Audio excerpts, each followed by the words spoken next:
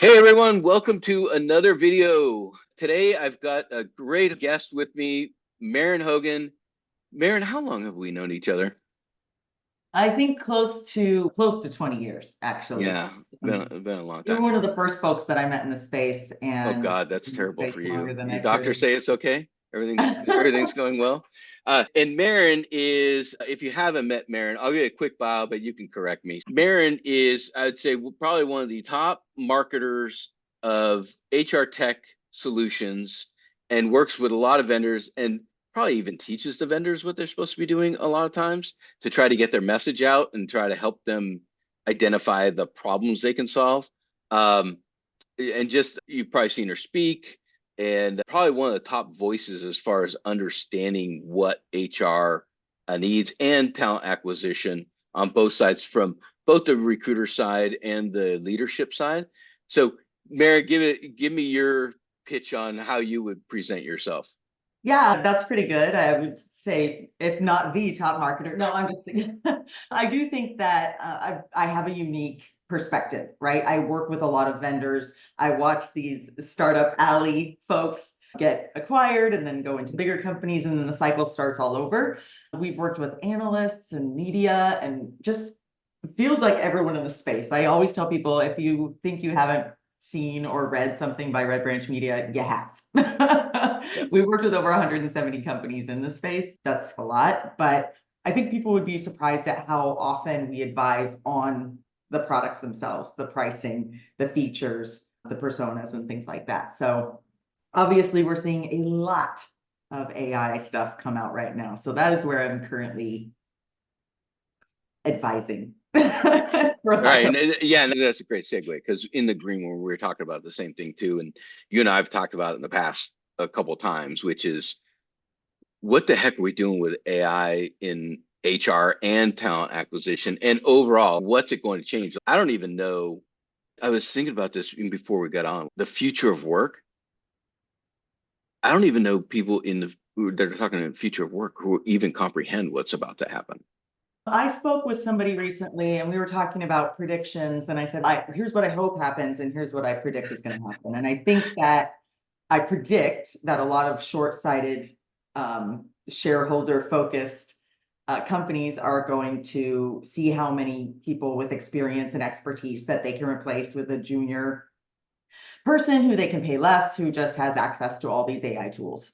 And that's going to not work, right? Initially it'll work and productivity will ramp, but it's when all of us are special, nobody is. So if everybody's writing stuff in ChatGPT and everybody's using Bard and everybody's using these Excel tools and things like that, then we're not going to have that knowledge transfer that we were talking about in our own Yeah. industry, and the ability to use these as what they are, which is tools.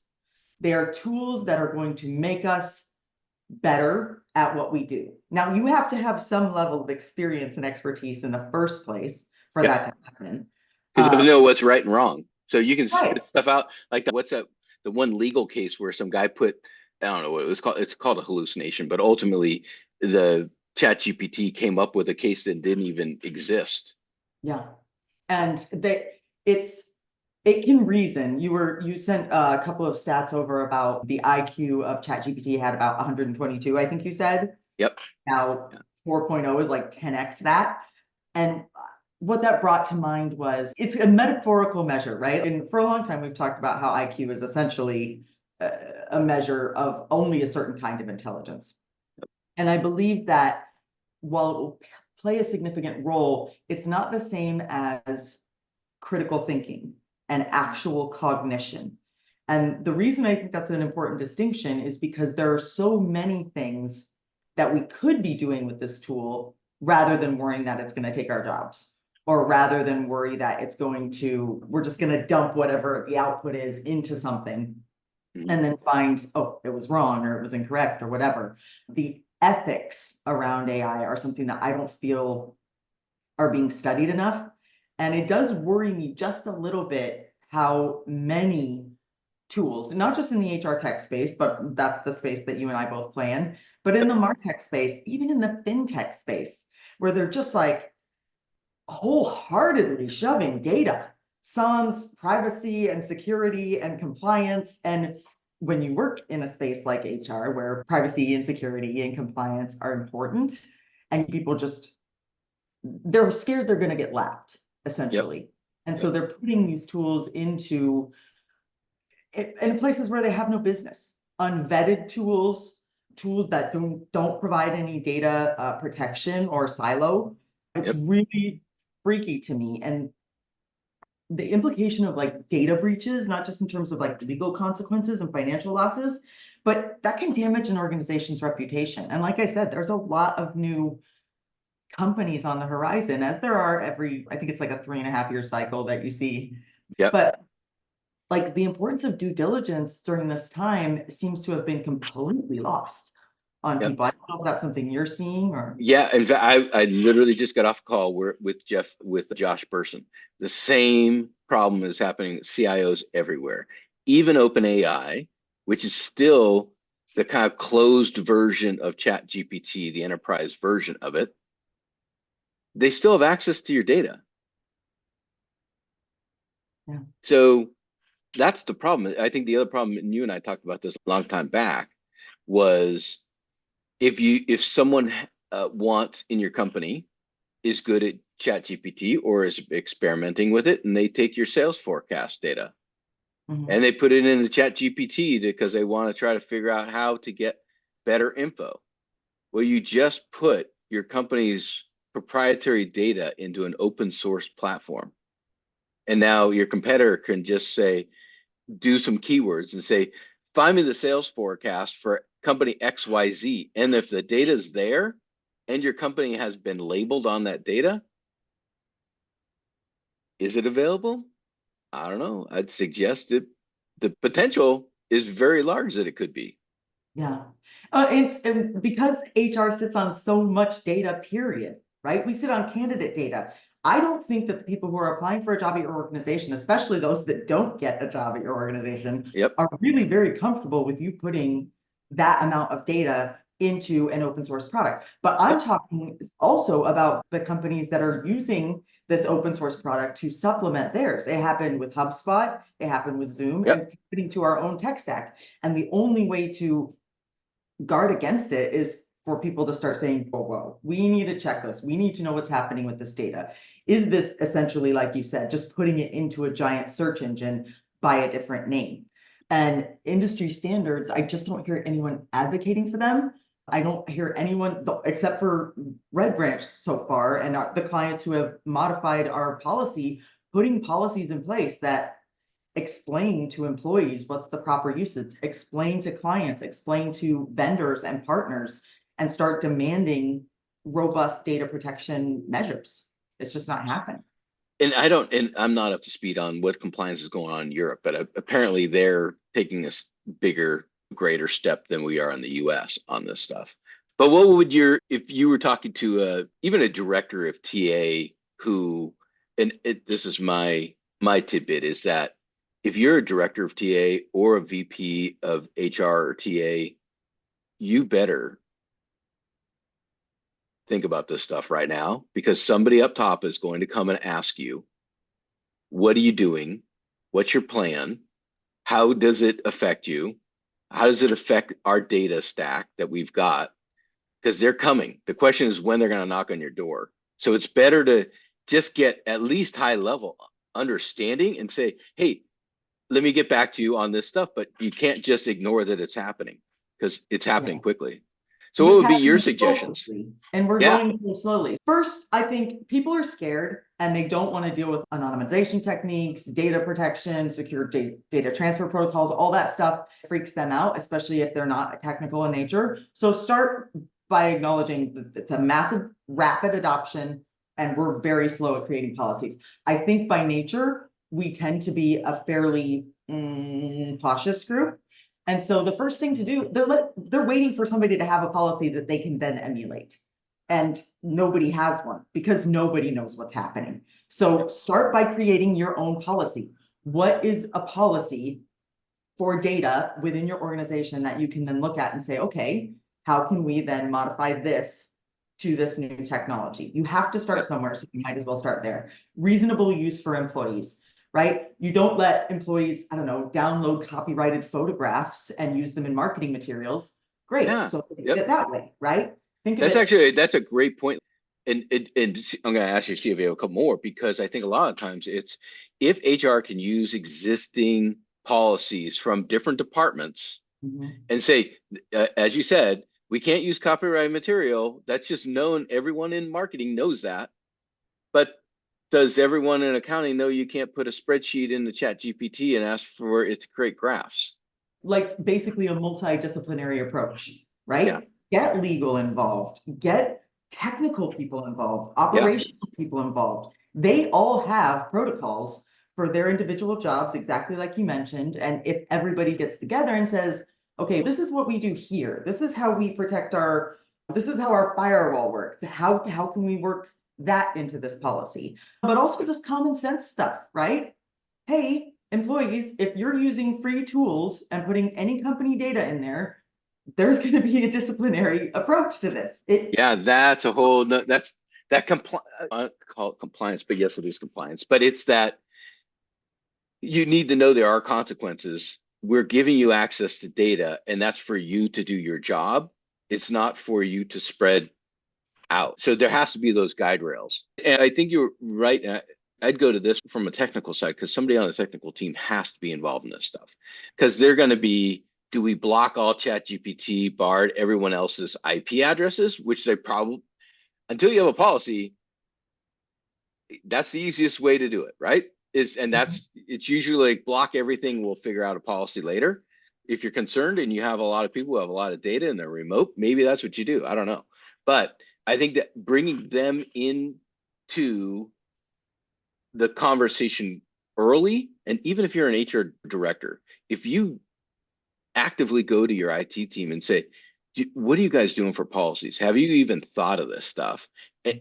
And do it that way, where you're inviting them into a conversation about it, instead of them coming at you later.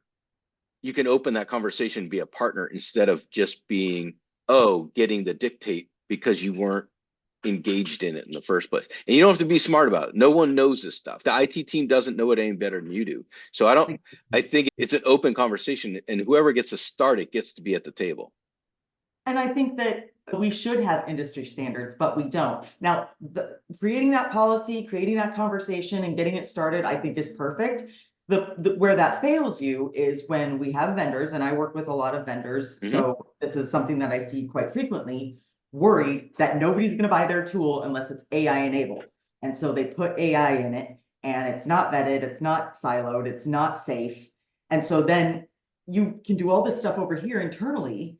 And then if your tools just slap AI onto the back of it like that, and you're still putting your data in those tools, right? An ATS has a buttload of data in it, and that in many cases is completely confidential. Your benefits programs, all of that has HIPAA crap in it, right? So Yep.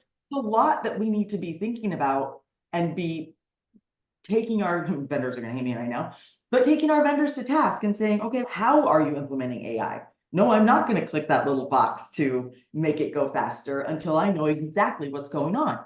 Yeah, they And should know. I'm gonna, as a vendor, I'd say the same thing, which is my client should be able to go into their setup and find out what large language model we're using. Mhm.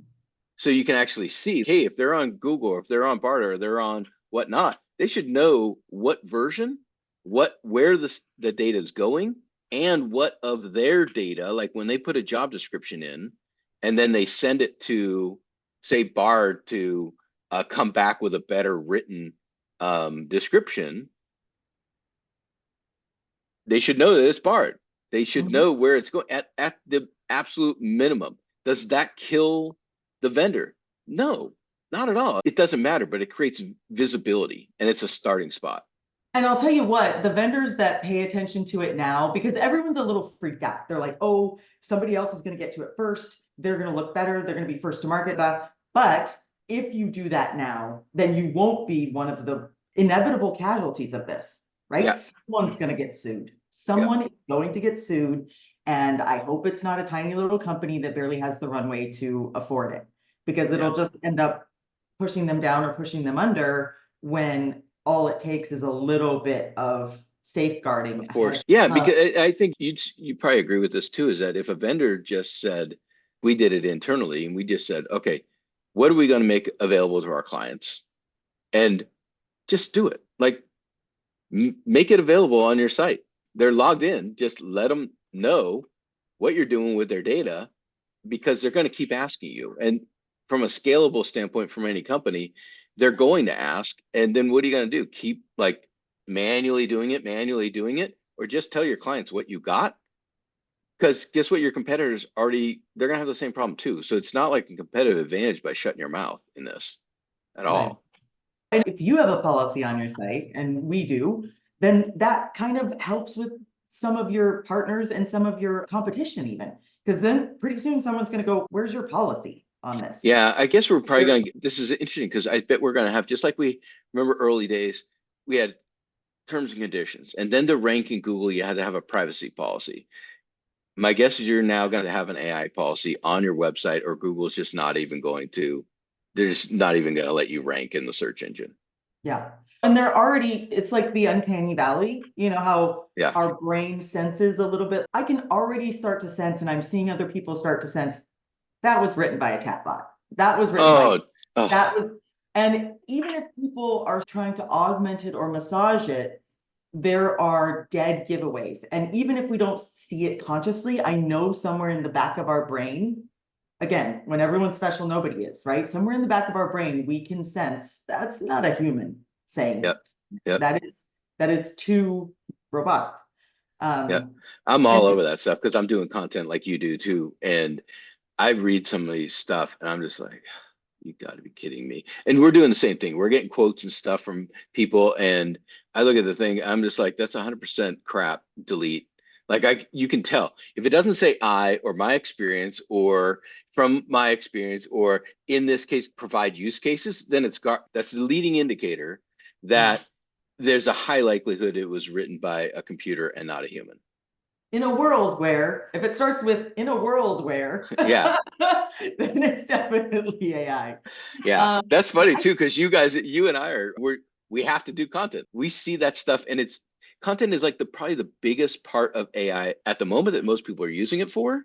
I would say probably the majority of use cases would be a job description, resume, or whatnot in our fields. And we all know the rules now are just like you don't like remember the first time everyone was using email, they'd CC everyone in the company. You're not in AI, the rule number one is you have to reread your content. You yeah, have to audit it. You've got to, I would say, not only audit, you have to edit it because it's going to have these funky statements in it that it goes back to just straight copywriting rules, which is read it aloud. If it doesn't sound right, it probably isn't right. And I like another one too is all the AI images that are coming together where text on it. Oh yeah, and they got three arms, five lips and stuff, and then everything's spelled wrong, and you're like, you really got to do a little bit better job. That's just sloppy. yeah. But I try not to put people on blast in public, but I will frequently send it around to the Red Branch people and be like, "Oh my goodness." oh yeah, I've seen a lot of that stuff actually showing up on LinkedIn too now. But I think that brings us to another point that we were talking about ahead of time, which is it as smart as we are? Can it get to the point of a human? And look, knowledge is knowledge, right? Yep. There are plenty of places where knowledge is collected, but how we are able to access it is totally different now. And that's where I think, yes, using it for content generation, fine, whatever. Write the longest ebook on the planet. Somebody else is just putting that same ebook into ChatGPT to summarize it so that they don't have to read the whole thing. Knock yourself out. But I think that if we can use it to, again, to get something that's in our head or heart or whatever, whether it's art or intelligentsia or whatever, out into the world, right? So somebody who never learned how to play the piano can figure out how to compose a melody in their head, right? Somebody who never studied philosophy but has a unique idea can get it out there and compare and contrast it with some of the other philosophical schools of thought. Those are the kinds of things that I'm really hoping humans like, oh, okay, that's what this is for. This is not to replace the admin, right? This is to unleash the brilliance that we were formerly squelched at, right? If I can't draw at all, I can never show you what I mean. I don't know if I Yeah, want no, to. I got, let me see if I can, because I have another spin on this too. And again, I'm learning this as you're speaking too, is because I gave you a stat that said, okay, so ChatGPT 4 was from, and this is from I forget Mo's last name, from formerly in charge of the AI team at Google and a whole bunch of other places, so, or other teams at Google. And so he said that between Chat GPT 3 and 4, they 10x the intelligence of it. And that's great. It's smart and it can actually look at live documents and things like that. But to your point, it's the cognitive idea of what can we do with it? Not just there's data. Yes, it's got a ton of data, but can we get better at using that data to learn from and then do better at what we're really good at? And I just thought of something, and Mo had not mentioned this in this podcast, which is we may have all the data and we may in chat gpt, the AI is going to be smarter than humans at some point. Now the question is, but it's not as smart as Maren's brain and John's brain together now to create a solution for a specific issue. So it might have the data, but it doesn't have the brain power yet. And look, maybe someday it will, but we were talking about this phrase that Chris Long coined called the cognitive era. And we've had a lot of conversations about this. And I think it's a fusion of like our human cognitive skills with these advanced technologies. So I think what we're going to see is unprecedented levels of problem solving. And I have a tiny little microcosm of what that looks like. 2023 was a terrible year for Red Branch Media. It was a terrible year for a lot of people. Tons of layoffs, tons of curbing spending, so on and so forth. I was able to keep every single person at Red Branch employed in some way, shape, or form by using AI to scenario model. I suck at math. I never would have sat down. I did 29 total scenarios to keep everybody in my employ possible. And Gartner did it like 2 months later. You're welcome, Gartner. But anyways, but to use those skills in different areas to be able to build that stuff out. I'm not going to sit down with paper and pen and do that. I never would, but I had the ability for this cognition. Now, the scenarios that it came up with, they don't know my employees. They don't care about what benefits they need or how many hours they need or how many kids they have or whatever. I know that. Only I know that. So well, only I know that. But the point is, that's a problem that I would not have been able to solve without AI. And it's a problem that AI would never give a crap about solving. And so it's the human thought and creativity that can really supercharge AI, not the other way around.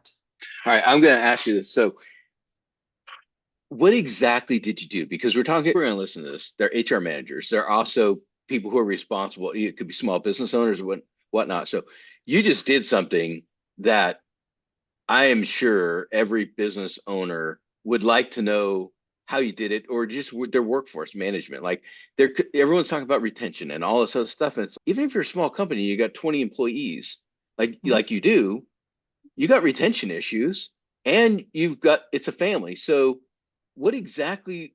Give me like the quick rundown of what you did. Basically, I took all of our incoming cash and all of our outgoing expenses, including payroll, and then I divided payroll versus like other expenses, whatever, software and stuff like that. And I said, okay, this is how many hours we have to supply for our clients. This is how many hours we have available from our people. And these are the people who I know are at a stage in life where they need one thing. And these are people where I know are at a stage of life where they need another thing. And then I refined and refined until I knew that the scenario was fair and equitable across the board. And it went into things like benefits and hours and what kinds of changes we would have to make sure that everybody got X and only the people who needed it got Y. I mean, without giving away like the details of it. Stuff, but that's essentially it. It's literally just like if I sat down and talked to a really smart person and said, okay, I have to keep John, Mary, Betty, Sue here for X amount of hours to ensure that they get X amount of benefits, so on and so forth, right? Yep. And there was vacation time that people had accrued and they'd all been here for different times. And it was just a lot of variables that I don't think I would have calculated manually. And so did you take it? And how did you use ChatGPT or a tool to help? Literally, that's just what I did. Obviously, because I worry a lot about data and stuff, I used pseudonyms Yep. and for my employees and stuff like that. And I basically said, okay, this is Bob. Bob does X, Y, and Z for his job. These are the skills that he has. These are the skills that we need. These are the hours that he works. These are the benefits that he needs. This is the type of lifestyle that Bob would probably prefer or be okay with if he's a traveler, if he's Yep. homebody, whatever, and just kept running them over and over again. And I just put it into ChatGPT, or we have something called Team GPT that we use, Uh-huh. which is essentially just pulls from 4.0. And I just basically kept running them until I found something that would work for everybody in my company. Wow, that's super cool. That right there in and of itself is just, I hope other people get what you did, because that's the hard way of actually being a business person Mhm. and an owner is you got to do other stuff, which no one ever gets credit for a lot of times. Is like, how do you, but I think if you look at it from an operation side, it's the same thing. Like, how do you make the right choices to get the right person in the right opportunity at the right time? Mhm. And have the skills that you need to run your business. So Yeah. when I presented the solution to all the branchers, I was, look, I know that this might not be everyone's individual ideal situation, but this is the way that we can keep everyone, we're friends, we're family, whatever, Yep. and make sure that we get into 2024 intact. Yep. And as a collective, realizing that all of their needs were individually considered, but the collective's needs had to As a community and a come group first. and team. Yeah. Yeah. And that was something that they could easily understand when we presented it that way. So that's awesome. I had never even heard of anyone actually doing it, using the power of ChatGPT or whatnot to actually help in essentially workflow process automation, or in this case, optimization of your team structure. Yeah. Very And cool. I did hear that Gartner, obviously slightly bigger than us, did it, I think in January, they had used it to redistribute people within the organization using skills mapping data. Mhm. So obviously not the same thing, but similar where, okay, that's what we should be using it for. I remember when the whole thing started exploding, I was like, okay, who's going to ask them how we can solve the water crisis? Who's going to ask it how we can solve world hunger? And the fact of the matter is that while we might get some great answers from these tools, they're also not going to have the insight into human nature to say, okay, these billionaires are never going to give up their dollars or whatever it is. Right? So Exactly. Exactly. that's only something that a human would consider no and even think was reasonable. Awesome. Awesome. We'll leave it there. I don't even know how long we talked for, but that was just amazing. And I'll have show notes and stuff. So how would anyone get a hold of you, Maren? I'm everywhere under Maren Hogan, but you can also go to redbranchmedia.com, Red Branch on pretty much all the social networks. And if you can't find me, you should probably get out of any sort of talent acquisition because I am in place. And my name's All weird. over. Hey, also, I have a before we end. What are the topics that you have talked about in the past? Because I know you've been on the speaking tour for a long time. And then what are the things you want to talk about? As you can tell, right now I'm on an AI kick about developing AI policies and talking to your employees about AI. We didn't even get into how to ease their fears that their jobs are going to go away. But in the past, I've talked a lot about the similarities between marketing and recruiting, how to build products and build personas for those, or how to build personas and products for those personas that are actually solving pain points that these people have. I think Red Branch has a library of over 80 different personas that we've built over the years. And then I really am starting to care a lot about Gen Z coming into the workforce because Mhm. it is not just a generational shift, it is an actual palpable cultural shift. Yep. that I think I would rather get ahead of it than spend the next 12 years talking about Gen Z like we did about millennials. It would be just Yep. fantastic if we could just get our heads right now. Yep. I'm definitely going to ask you about that one. We're going to do another show on that one. All right. So thank you so much for your time. And this is hopefully people got a lot of value out of us kicking the bucket on AI and seeing what's out there. Thank you so much. Great.